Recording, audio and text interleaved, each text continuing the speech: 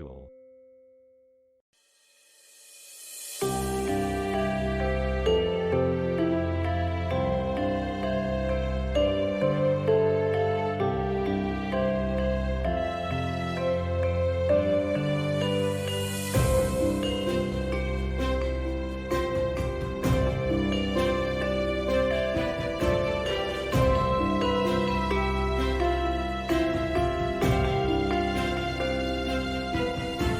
Bagian yang menunjukkan kesesuaian dengan tahapan perkembangan peserta didik yaitu pada penggunaan bahan ajar.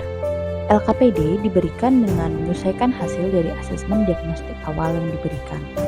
Kesesuaian juga terdapat pada asesmen non-kognitif yang diberikan seperti sosial emosi peserta didik, yaitu bagaimana perasaanmu hari ini, apa kalian belajar matematika tadi malam. Selain itu, ketika peserta didik menyajikan hasil presentasi tentang materi yang sudah dipelajari hari itu.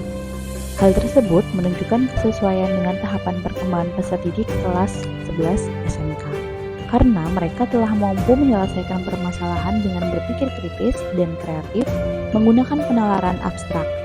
Melalui diskusi kelompok ketika mengerjakan lembar kerja peserta didik, mampu menyelesaikan model matematika dari masalah nyata yang berkaitan dengan penyajian data dalam bentuk tabel distribusi frekuensi dan histogram.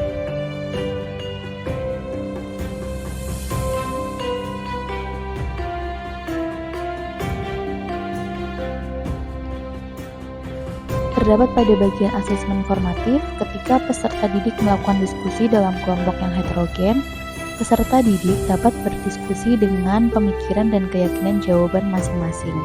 Karena dalam satu kelompok terdapat perbedaan gaya belajar dan kesiapan peserta didik dibuktikan dengan adanya asesmen diagnostik non-kognitif.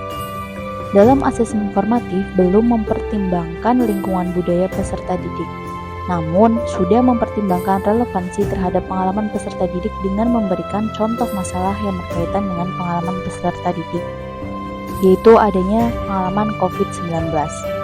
Sehingga dapat dikatakan asesmen formatif yang dilampirkan belum menerapkan pembelajaran yang tanggap budaya atau CTR.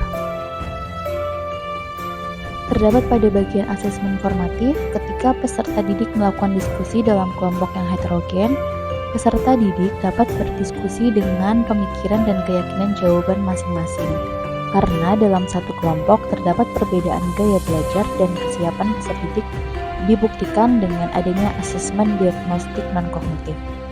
Dalam asesmen formatif belum mempertimbangkan lingkungan budaya peserta didik, namun sudah mempertimbangkan relevansi terhadap pengalaman peserta didik dengan memberikan contoh masalah yang berkaitan dengan pengalaman peserta didik, yaitu adanya pengalaman COVID-19.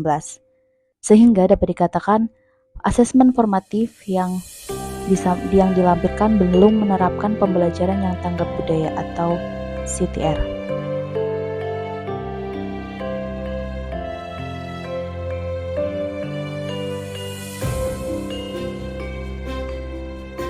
Bagian yang menunjukkan kesesuaian dengan kemampuan peserta didik yaitu pada tahap diskusi kelompok. Peserta didik mampu menyelesaikan permasalahan nyata yang berkaitan dengan pengalaman relevan peserta didik yaitu kejadian COVID-19. Disajikan data banyaknya korban yang meninggal.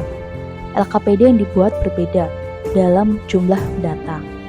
Kelompok dengan kemampuan belum berkembang disajikan dengan 60 data. Kelompok dengan kemampuan sedang berkembang yaitu 80 data.